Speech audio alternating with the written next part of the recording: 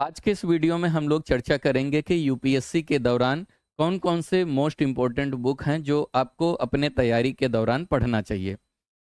मैं हिंदी मीडियम की बात करूं तो हिंदी मीडियम के बच्चे बहुत कंफ्यूज रहते हैं कि सर तैयारी के दौरान कौन कौन से बुक्स हमें पढ़ने चाहिए।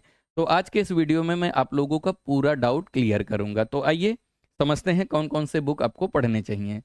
तो सबसे पहले मैं डिस्कस करूंगा मोस्ट इम्पोर्टेंट बुक एनसीईआरटीज़ के लिए कौन कौन सी होती हैं। तो देखो, अगर आपका बेस क्लियर है तो ठीक है, अगर आपका बेस क्लियर नहीं है तो आप एनसीईआरटी क्लास 6 स्टैंडर्ड से लेके 10th स्टैंडर्ड की जो एनसीईआरटी की बुक है पहले आप उसे कवर करो, उसे अच्छे से रीड कर लो, अच्छे से पढ़ लो। पहले आप अपना जो है समझदारी डेवलप करो।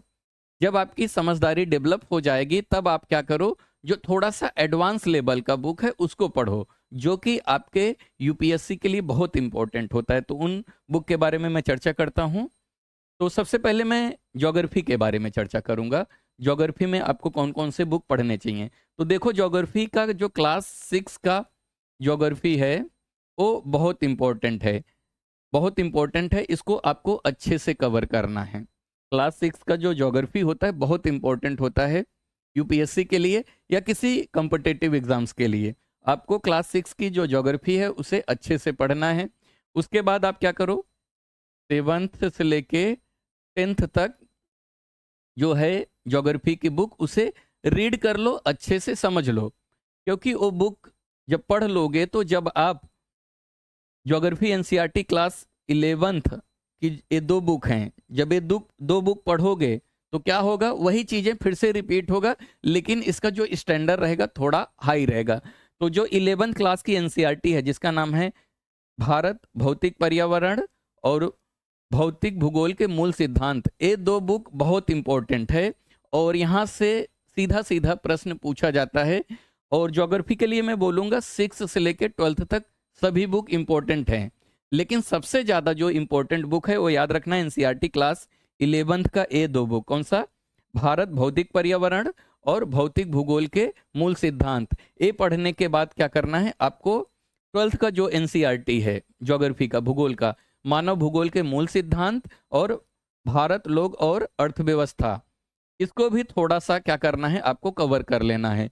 लेकिन सबसे ज्यादा अच्छे से कौन पढ़ना है, तो याद रखना सबसे ज्यादा ज्योग्राफी के लिए आपको क्लास 11th की बुक पढ़नी है। 11th की बुक जो है मोस्ट इंपॉर्टेंट है यूपीएससी के लिए। और 12th की बात करूं तो 12th में ये जो है मानव भूगोल के मूल सिद्धांत, इसको पढ़ लेना, अच्छे से पढ़ लेना, समझ लेना। अगर समझदारी आप डेवलप किए रहोगे तो आप आंसर लिख पाओगे। उसके बाद 12th की जो एक और बुक है ज्योग्राफी के जिसका नाम है भारत लोग और अर्थव्यवस्था, इसको पढ़ोगे तो जो ज्योग्राफी में जो इकोनॉमिक के कॉन्सेप्ट हैं वो भी आपका क्या हो जाएगा, क्लियर हो जाएगा। ठीक है। तो ज्योग्राफी के लिए 4 बुक हैं, 11th और 12th की एनसीईआरटी अच्छे से कर लोगे तो हो जाएगा। अब पॉलिटिकल साइंस की बात करूं तो अगर आपका बेस क्लियर नहीं है तो आप 6th स्टैंडर्ड से लेके 10th स्टैंडर्ड को क्या करना, पहले रीड कर लेना। ये सभी सब्जेक्ट के लिए मैं बता रहा हूँ। अगर आपका बेस क्लियर नहीं है तो 6th स्टैंडर्ड से लेके 10th स्टैंडर्ड तक को क्या करना, एनसीईआरटी को रीड कर लेना और पढ़ लेना, जिससे कि आपका जो समझदारी हो अच्छे से डेवलप हो जाए। तो पॉलिटिकल साइंस के लिए जो मोस्ट इंपॉर्टेंट बुक है वो कौन सी है, एनसीईआरटी क्लास 11th की, जिसका नाम है भारत का संविधान, सिद्धांत और व्यवहार और राजनीतिक सिद्धांत। ये दो बुक जो है यूपीएससी के लिए मोस्ट इंपॉर्टेंट है। आप अपने तैयारी के दौरान इसको जरूर पढ़ना और अच्छे से पढ़ना, पढ़ के नोट्स बनाना। ठीक है, आगे चलते हैं। उसके बाद हिस्ट्री की बात किया जाए तो हिस्ट्री में 4 बुक हैं जो आपके एग्जाम के लिए मोस्ट इंपॉर्टेंट होते हैं। तो याद रखना आपको हिस्ट्री के लिए जो है वो ओल्ड एनसीईआरटी पढ़नी है, क्योंकि बच्चे पूछते रहते हैं सर ओल्ड पढ़ें कि न्यू पढ़ें। तो याद रखना हिस्ट्री के लिए आपको ओल्ड एनसीईआरटी की बुक पढ़नी है। मैंने यहाँ पे बुक का इमेज लगा दिया है और बुक का नाम बता दे रहा हूँ, आप इसको वेबसाइट पे जाके डाउनलोड भी कर सकते हो। तो अगर मैं बात करूँ तो हिस्ट्री जो है वो 4 पार्ट में डिवाइड है। पहला जो पार्ट है उसका नाम क्या है, प्राचीन भारत, यानी एंशियंट हिस्ट्री पढ़ना है तो आपको कौन सा पढ़ना रहेगा, एंशियंट इंडियन हिस्ट्री, तो ये प्राचीन भारत वाली। इसके जो ऑथर हैं RS शर्मा वाला, ये वाला बुक आप अच्छे से कवर कर लेना। उसके बाद मध्यकालीन भारत के लिए जो है सतीश चंद्र की जो ओल्ड एनसीईआरटी है 11th क्लास की, वो अच्छे से पढ़ लेना। ये दोनों जो है 11th क्लास की हैं। 11th क्लास के लिए प्राचीन भारत किसका, आर्या शर्मा का, जो कि ओल्ड एनसीईआरटी है। और मध्यकालीन भारत के लिए किसका पढ़ोगे, सतीश चंद्र वाला एनसीईआरटी पढ़ोगे। क्लियर हुआ।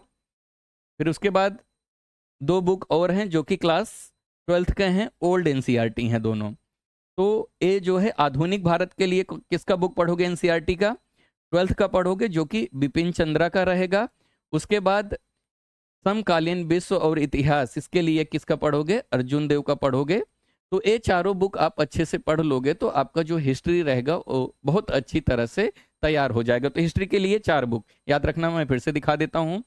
पहला बुक क्या है, एंशिएंट यानी प्राचीन भारत के लिए ओल्ड एनसीईआरटी 11th क्लास की आर एस शर्मा की बुक पढ़नी है। उसके बाद 11th क्लास ही है मध्यकालीन भारत के लिए किसका, सतीश चंद्र वाली बुक पढ़नी है। उसके बाद 12th क्लास की जो ओल्ड एनसीईआरटी है बिपिन चंद्र की आधुनिक भारत, वो पढ़नी है। उसके बाद जो ओल्ड एनसीईआरटी 12th की है अर्जुन देव की समकालीन विश्व और इतिहास, इतना पढ़ लोगे तो आपकी तैयारी लगभग तैयार समझिए। ठीक है, आगे चर्चा करते हैं। उसके बाद इकोनॉमिक्स की बात करूं तो मैं एक ही बुक आपको रिकमेंड करूंगा इकोनॉमिक्स के लिए, क्लास 11th की। कौन सी बुक, भारतीय अर्थव्यवस्था का विकास। इतना पढ़ लोगे तो आपकी समझदारी अच्छे से डेवलप हो जाएगी। मैंने क्या कहा, अगर आपका बेसिक क्लियर है तब इन बुक को आपको प्रीफर करना है, नहीं तो आप क्या करोगे, 6 to एक मिनट, हाँ,